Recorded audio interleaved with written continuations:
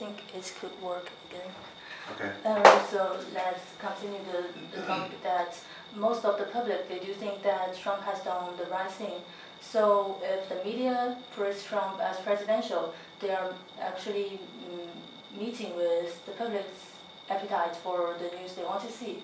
So do you think media are following the trend to praise Trump instead of expressing what they really think about it? Before I answer that question, though, I would have to be confident that all of the coverage, or even the majority of the coverage, was positive.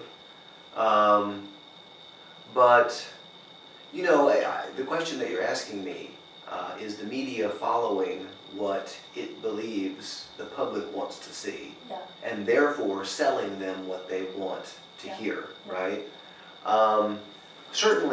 Certainly that trend is evident throughout media, but there can also be a bit of a give and take, right? There's what we call a two-way street. It's difficult sometimes to see whether or not the media follows the public opinion or the media shapes the public opinion in the first place. Yeah, so you think it's a mutual influence?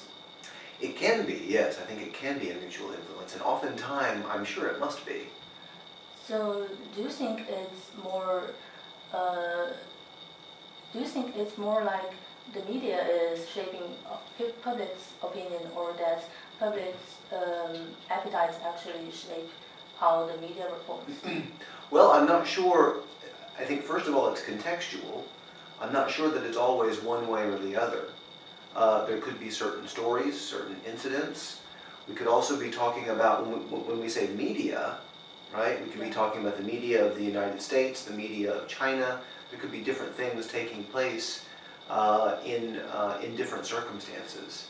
But I suppose if I have to limit myself to one answer, I'll go with the two-way street. Okay. Yeah, I think that it's, I think there's a mutual contribution there. Yeah. And wait, can I check this a minute? Okay. Because I'm afraid. Yeah, it's fine. So when we're talking about Trump launched a missile attack in Syria, we can see that it's always America who acts like it's going to save the world, that people in America are exactly willing to save the people who are like suffering from their country's cruel attack on them. I mean that when people see the victims in Syria who are suffering from the chemical attack, American people are extremely willing to help them. Do you think it's a kind of heroism? That's a good question. I think that at some point, I'm not sure if this was a media narrative or if it was something running much, much deeper in the American ideology, but at some point in the United States, we became convinced that we were the world's police officers, and that social justice, the promotion of social justice, the maintenance of social justice as however our government happens to see it at any given time, somehow became our responsibility throughout the world. And this has been a kind of deeply rooted ideological conviction which has permitted the United States to remain in apparently an unending chain of foreign wars since when? Since the Korean War, 1951? I don't know. It's a good question to ask, and it's especially good to ask it of Americans. It's good to ask us to think about this. But I'm not sure that there's a conclusive answer, unfortunately. Okay. So, in our writing course, we have discussed that America and China, they are both think that they are like one of the most powerful countries in the world, and they think that they are superior to other countries, so that they could do something to actually influence other countries. So do you think, and that author actually suggests that these countries are not superior to other countries, that they don't have the right to decide what the other countries could do and they couldn't do. So how do you think about America's decision to respond immediately with missile attack in response to Syria's chemical attack? Okay, first of all, I don't want to make any assumptions about what China generalized and America generalized think about the rest of the world. I don't want to make any assumptions about that. I'm not sure if there is one thing that China thinks about other less powerful countries or what America thinks about other less powerful countries. But the question is specifically about the Trump administration's judgment to bomb Syria in response to the chemical weapons.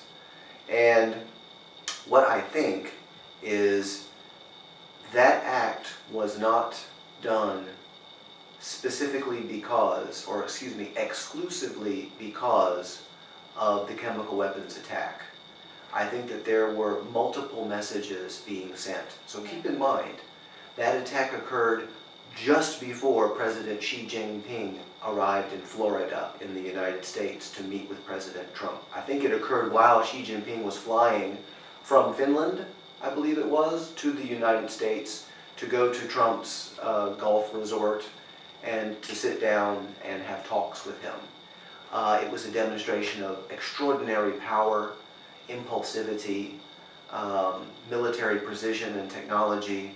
I think also it was a message that was sent perhaps even more immediately beyond President Xi Jinping to Vladimir Putin in Russia, who is closely allied with the Syrian regime.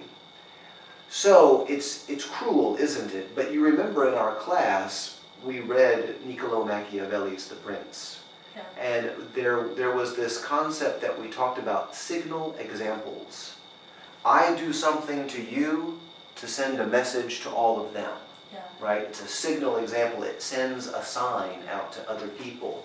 I think there's a lot of signal examples taking place in foreign policy and foreign actions by any number of governments, China and the US included.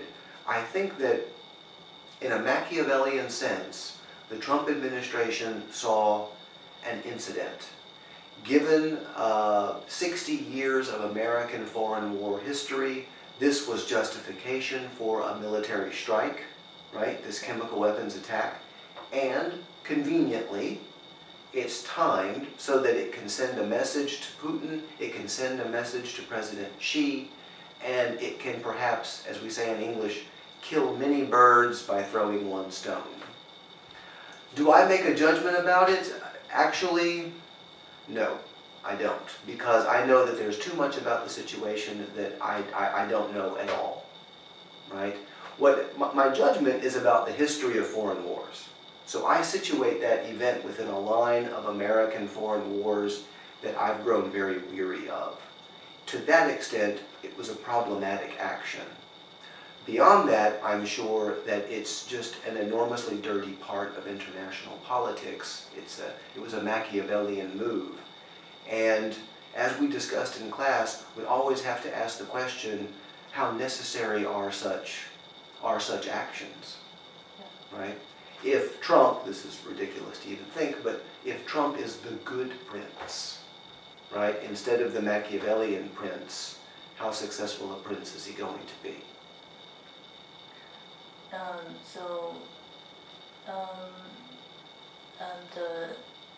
The fourth question I want to ask something about journalism. That in the listening post there was someone who is called as a blog father because he is a great person in the blog industry, that he is extremely famous for his blog. But now he took an interview in the listening post, and he says that social media is getting more and more popular these years, and people like to get news on social media, but they always only like to see the topic, see the headlines, and the pictures, and they judge about a piece of news instead of read in detail about it. So what do you think about this trend that people are getting more and more news because they read them at a really quick speed, but they don't actually get clearly about what the news is, and they only knew the very basic parts about the news. Right, yeah, that's another good question. I think it's problematic. Yes, I do. I used to believe that only Americans were overly opinionated and that this was a characteristic of our culture. Now I think everybody throughout the world has become overly opinionated, and perhaps the spread of news and information on social media has encouraged this trend. Yeah. And let's face it, these issues like the Syrian chemical attack and President Trump's military response to it, these are very complicated issues. Just reading the headline is not going to inform you enough to formulate an opinion. But as well, only reading the story is probably not going to give us enough information to allow us to formulate an opinion. I think that we would all do well to postpone the construction of opinions and the construction of argumentative positions on certain issues until we know more about the issue. And I also think that we should all allow ourselves to admit, I don't know enough to have an opinion about this. I think that that would be an advantage, especially now in the present moment, the 21st century, the media hyper 21st century, where we have more information available to us than we even know what to do with, and so much of it may be at dubious sources. So I guess you think that the influence that social media has brought to us is not all negative, right? Do I think it's all negative? No? No, I don't think it's all negative. I just think that this is one problematic part of it. Yeah. Right? So it's probably the last question, that in the listening post there has always been fake news, that because in the past when people usually go to traditional media, there are detailed story about the news, and it's not easy to create a piece of fake news.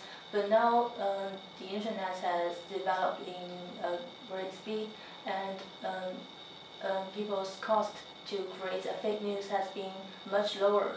And with the development of social media, fake news has been spread by social media in a wide range, that we can see fake news everywhere, and people are not easy to distinguish whether a news is fake or not.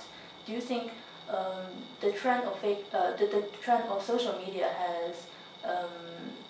has been an important factor in the spread of fake news, or it's just the time has changed and the fake news just happened to be there? Yeah. I think that we talked a little bit about this in our class as well when we read that essay by George Orwell, when he identified certain examples of fake news regarding the Second World War. Yeah. Fake news in the 1940s, where people didn't really know the truth about a certain battle or a certain advance by a particular army, and a number of et ceteras. So I don't think that fake news is anything new. To make our judgment, to formulate an opinion about our present problem with fake news on the internet and its spread via social media, we should consider that modernity is a media-driven age, and this has been the case for perhaps over 100 years. The internet is simply a technological extension of what was already a very media-oriented, increasingly worldwide culture. Prior to media, one of the primary forms by which human beings got news was through rumor. And so I think that our species is probably more conditioned to dealing with what we call fake news than anything else. The truth has probably always been very elusive and doubtful at best. So Personally, I think it's a good thing that we've given it a name. We call it fake news. We've begun to strategize how we're identifying it. If I'm not mistaken, recently Facebook and a number of, at least a couple of other social media sources have begun to discuss strategies for dealing with fake news on their own platforms. All of this is a positive development. It shows something about our expectations of objectivity in the media, and hopefully platforms like Facebook and other websites will be successful in their efforts. As for the rest of us, yes, I would say that social media has played a part in the spread of what we're calling fake news, of course. And even if it is just business as usual in the life of being a human swayed by media, we do have to train ourselves to see fake news and to make these fundamental distinctions. I think we have that responsibility. Facebook has a responsibility, yes, but so do we as individuals. Okay. I just came up with another question. Okay. A short question that in the listening post, it is called picture-driven story. That people are more willing to see stories with pictures and short texts.